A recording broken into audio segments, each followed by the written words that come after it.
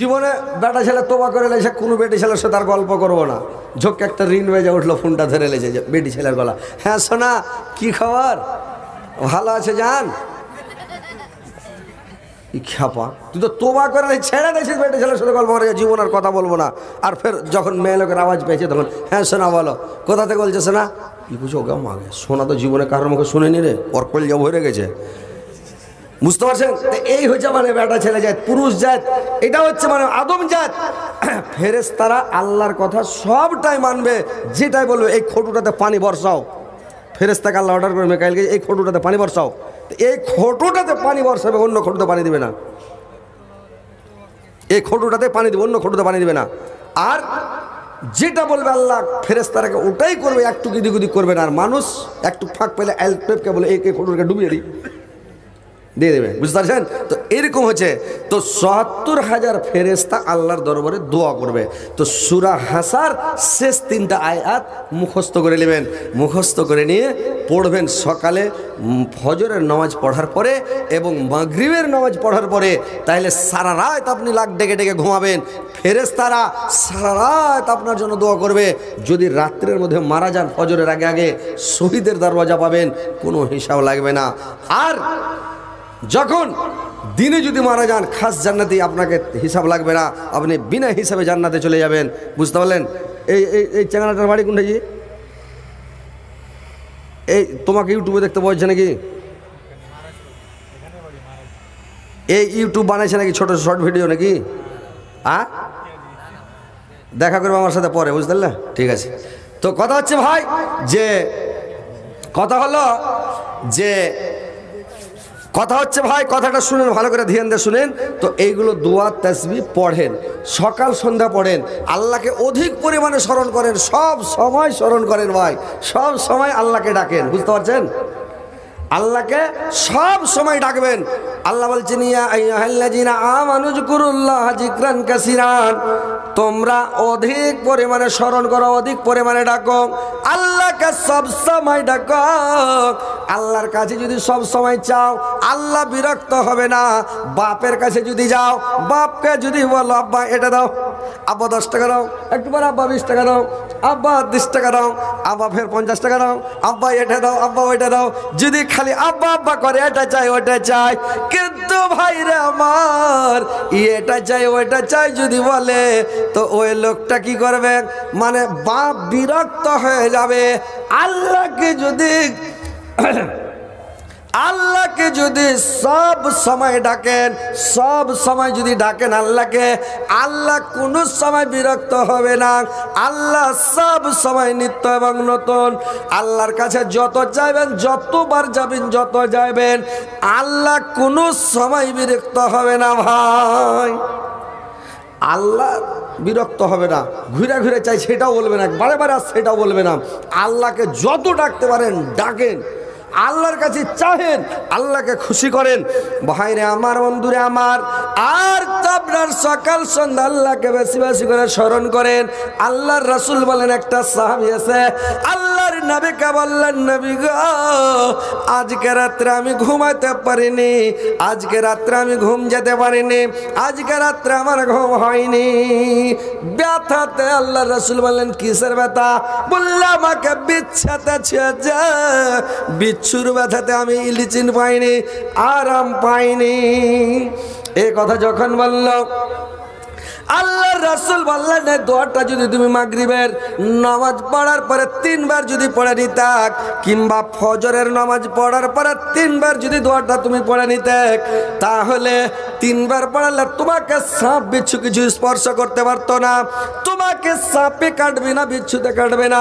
আউযু বিকালিমাতিল্লাহি তাম্মাত মিন শাররি মা খালাক, আউযু বিকালিমাতিল্লাহি তাম্মাত মিন শাররি মা খালাক। আপনি এই দুয়াটা 3 বার যদি পড়লেন, আপনাকে কোনো সাপে কামড়াবে না, বিচ্ছুতে কামড়াবে না, আর যদিও কেটে দেয় আপনাকে বিষ লাগবে না। আল্লাহর রাসূল বললেন, এই দোয়াটা তুমি 3 বার পড়ে নিও ফজরের নামাজ পড়ার পরে, তোমাকে কোনো জিনিসে দংশন করবে না। বুঝতে পারছেন? কিন্তু এই তাসবিহ গালা কি পড়বে? মানুষ সালাম ফিরার পরে, যেমনই সালাম ফিরা হলো, এই সালাম ফিরা উড়ে গেল। জুমার দিন দেখবেন জুমার নামাজ যখন পড়া হলো, আসসালামু আলাইকুম রহমতুল্লাহ, সালাম ফিরা ঘুরা দেখো একটা লোক ভর ভর করে সব উড়ে গেল। মসজিদে লোক বসে থাকে না, সব উড়ে গেল। এই পাগলেরা যদি জানতো যে মসজিদে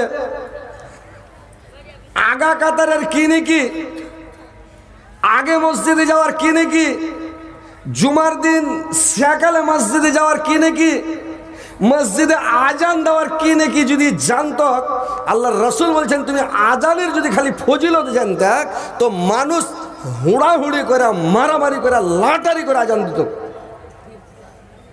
বুঝতে পারছেন? আজানটা মানুষ হুড়াহুড়ি করে আজান দিত, মানে লাটারি করে আজান দিত, কিন্তু আজান দিত। এখন মানুষকে আজান দিতে, এখন আজান দিতে যাবে না। বুঝতে পারছেন? আপনারা ভালো করে শুনবেন, কথাগুলো মন দিয়ে শুনেন। এরা আজান দিতে যাবে না, জুমার দিন সকালে যাবে না, সালাম ফিরে দেখছেন সব উড়ে গেল। কেন? আল্লাহর নবী বললেন তোমার জুমার দিনটা হচ্ছে ঈদের দিন, জুমার দিনটা হচ্ছে তোমাদের ঈদের দিন, সেদিন খুশি মানাও। আর ঈদের দিন তুমি খুশি মানাও, ঈদের দিন তুমি খুশি মানাও। আর ঈদের দিন তুমি কি করো? যে ঈদের দিন, জুমার দিনটাকে ঈদের দিন বলা হয়েছে। আল্লাহর নবী বললেন তুমি জুমার দিন যদি স্ত্রীর সাথে সহবাস করো, আর স্ত্রীর সাথে সহবাস করা ফরজ গোসল করো, আর ফরজ গোসল করে ওই উজুতে এবার তুমি জুম্মা পড়তে বেরিয়ে যাও। আর জুম্মা যখন পড়তে যাবে রে ভাই, নতুন জামা প্যান্ট লাগিয়ে নিবে, একটা ড্রেস আলাদা করে তুলে রেখে দিবেন। এখন কোনো মানুষের কি অভাব আছে ভাই? অভাব আছে? কথা বলেন, হ্যাঁ করেন, অভাব আছে? 14টা করে ড্রেস আছে, কিন্তু মানুষ যখন শ্বশুরের বাড়ি যাবে বাক্সা থেকে ড্রেস বের করে লাগাবে, একবারে নতুন শার্ট, নতুন পাঞ্জাবি লাগাইলে আর একবারে বডি স্প্রে ফস ফস করে দিয়েছে, দেওয়া বাড়ি গেল। শ্বশুরের বাড়ি গেলে একটা মুরগা খেতে দেবে, একদিন খেতে দেবে, দুদিন খেতে দিবে, 3 দিন কোনো খেতে, 4 দিন কেন কচুর শাক রানবে। কচুর শাকে কি করেন আপনারা? কচু করেন না কি করেন? শাক দিয়ে ভাত দিবে জামাইকে 3 দিন পরে। আল্লাহ আপনাকে সারাটা জীবন, সারা জিন্দেগি মরা পর্যন্ত আপনি হুঁশ ছিল না, মার পেটে ছিলেন, আল্লাহ মার পেটে খাইয়েছে আপনাকে, কানেকশন করেছে লাড়ির সাথে, খিলি আল্লাহ আপনাকে মার পেটে বড় করে, চোখ মুখ দিয়ে আকার আকৃতি দিয়ে বড় করে, মা তোমাকে মানুষ করে, মানে মার পেটে মানুষ, তুমি মানুষের মতন মানুষ আকার আকৃতি ধারণ করে তুমি পৃথিবীতে তোমার জন্য আল্লাহ খাবার গোডাউন, ফ্যাক্টরিতে খাবার তৈরি করে রেখেছে। আস্তে মাত্র আপনি গরম তাজা তাজা দুধ পান করছেন, খাচ্ছেন, বড় হয়ে গেলেন। আপনাকে সারাটা জীবন মাছ মাংস, এখন একটা লোক ডেলি মাছ মাংস না হলে ছেলেপিলা খাবে না, আপনি শান্তি পান না, খাচ্ছেন, এত খাবার দিচ্ছে। কিন্তু মানুষ যখন নামাজ পড়তে যাবে, একটা গাঞ্জি গাইদা মসজিদে চলে গেল, একটা শরমের কথা, এটা গাঞ্জি গাইদা মসজিদে চলে যায় মানুষ, গামছা গাই দিয়ে নামাজ পড়তে চলে যায় মানুষ, পুরানা শার্ট গাই দিয়ে মসজিদে চলে যাবে জোহর আসর মাগরিব নামাজ পড়তে। এইগুলো মানুষের একটা স্বভাব। আল্লাহর রাসূল বললেন তুমি যে ড্রেসটা পিনে শ্বশুরের বাড়ি যেতে পারবা, ওই ড্রেসটাকে এতে তুমি মসজিদে যাও। তোমার শ্বশুর শাশুড়ির হক বেশি না তোমার আল্লাহর হক বেশি? যে শ্বশুরের বাড়ি যাচ্ছ তখন তুমি ভালো ভালো ড্রেস লাগিয়া, আর নিজের বাড়ি যখন শ্বশুরের বাড়ি যাচ্ছ ভালো ড্রেস লাগিয়া, আর মসজিদে নামাজ পড়তে যাচ্ছ তোর পুরানা শার্ট তো পুরানাটাই গায়ে দিয়ে চলে গেলা, ছিঁড়া শার্ট তো ছিঁড়াটাই গায়ে দিয়ে চলে গেলা, গামছা তো গামছা গায়ে দিয়ে চলে গেলা। যদি কোনো সময় পেলে স্ত্রীর ওড়নি খান গায়ে দিয়ে চলে গেলাম, ওড়নি গায়ে দিয়ে তুমি শ্বশুর বাড়ি যেতে পারবে? যাও তো দেখি। তো আল্লাহর রাসূল বললেন ঈদের দিন, জুমার দিন তুমি একটু সেন্ট ফেন্ট লাগাও রে ভাই, একটু আতর লাগাও, সুরমা চোখে লাগাও, আর সেজে কুজে তোমরা মসজিদে হেঁটে যাও। মোটর সাইকেল চালিয়ে যেও না, 4 চাকা চালিয়ে জুমা পড়তে যেও না, হেঁটে যাও। আল্লাহর নবীর সাহাবীরা যেদিন থেকে শুনেছিলেন পাগলাকে ছোট করে করে ড্যাঙ্গলা ছোট ছোট করে হাঁটছে, প্রত্যেক পায়ের বদলে, প্রত্যেক ড্যাঙ্গের বদলে একটা করে কবুল হজের নেকি পাবে রে ভাই। এই জন্য সাহাবীরা বড় ড্যাং করে হাঁটতেন না, আগে বেরিয়ে যেতেন, সকালে বেরিয়ে যেতেন, আর মসজিদের আগা কাতারে যেয়ে বসবেন। যারা আগা কাতারে যেয়ে বসবে মসজিদের, ওই একটা উট সাদকা করার নেকি পাবে, আল্লাহ আর আমল নামায় লিখে দিবে। ভালো করে কথা শুনবেন, একবারে সহি হাদিসের কথা বলছি ভাই। যে ওকে উট সাদকা করার নেকি পাবে, তারপরে কাতারে যে বসবে একটা গরু সাদকা করার নেকি পাবে, তারপরে কাতারে যে যাবে একটা বকরি সাদকা করার নেকি পাবে, তারপরে কাতারে যে যাবে একটা মুরগি সাদকা করার নেকি পাবে, তারপরে কাতারে যে যাবে যে পরে আসবে ও একটা ডিম সাদকা করার নেকি পাবে। তারপরে যখন আজান হয়ে যাবে ফেরেশতারা খাতাপত্র বন্ধ করে দেয়, আজান যখন হয়ে গেল খাতাপত্র বন্ধ করে দিয়ে খুতবা শুনে এবার তখন যে যাবে ও ঘোড়ার ডিমের নেকি পাবে। সব জিরো জিরো পেলেন, জিরো, ঘোড়ার ডিম একটাও নাকি পাবে না। তার মানে মসজিদে গেলেন আর গেটের কাছে ভিড় লাগে, পাছা দিকে গেটের কাছে ভিড় লাগে, মানুষের এটা স্বভাব, বদ খাসলত মানুষের। জুমার দিন যাবে পাছা দিকে ভিড় লাগাবে আর সালাম ফিরা হলো তখন সব উড়ে গেল, তখন উড়ে গেল মানুষ। এটা বদ স্বভাব লয়, বদ স্বভাব লয়, হ্যাঁ এটা বদ স্বভাব। সেখানে যাবেন, আরে ভাই যাবেন তো নেকি করবেন, আপনি সোয়াব নেবেন। কায়ামাতের দিন নেকি মদি ওজন হবে, খেলো না কথা নয়, মামার বাড়ির কথা নয়, এগুলো নেকি মদি ওজন হবে।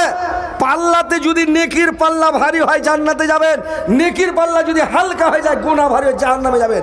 খেয়াল করেছেন? একটা নেকি কমে গেলে জাহান্নামে যেতে হবে, মনে রেখেছেন? খেলো না কথা, মানুষ মরে মাটি দিতে যায় না, মানুষ মরে গেলে জানাজা পড়লে এক কেরাত নাকি, জানাজা পড়বেন এক কেরাত নাকি, দফন করবেন মাটি দিয়ে আসবেন এক কেরাত নাকি, দু কেরাত নাকি পাবেন। দু কেরাত নাকি মানে দু ওহুদ পাহাড়ের সমান, কেরাত হচ্ছে মানে ওহুদ পাহাড়, 4 কিলোমিটার চওড়া, 8 কিলোমিটার লম্বা, আর মাটির তলে কত আছে আল্লাহ জানে। এত বড় আপনাকে এতগুলো নেকি দেওয়া হবে, আর নেকি মধ্যে ওজন হবে কিয়ামতের দিন, আপনি জানেন? খেলোনা মনে করেছেন নাকি? পৃথিবীতে সেন খাইয়ে দিয়ে চলে যাব, মানে জান্নাতটা পাকা কলা নয়, ছিলবেন আর খাবেন, পাকা কলা নয়। নেকি আপনাকে কামিয়ে যেতে হবে এখান থেকে যদি সুখ শান্তি ভোগ করেন। যদি কাটা কাটা হয়ে যায় নেকি, নেকি আর বদি সমান, একবারে কারেন্ট, মানে নেকিও আর একদম কাটা কাটা হয়ে গেছে। আপনাকে জান্নাত আর জাহান্নামের মধ্যে একটা জায়গা আছে, জায়গাটার নাম হচ্ছে আরাফ, ওই আরাফে ভরে দিবে। না জান্নাতের আরাম পাবেন, না জাহান্নামের আপনি কষ্ট পাবেন, ওখানে পুরো আছে থাকেন। তো কথা হচ্ছে ভাই পৃথিবীতে এসেছেন নেকি কামাবেন, আগা দিকে যান। আর একটা কথা, যে আগা কাতারে বসবে ভাই, জুমার দিন যারা আগা কাতারে বসবে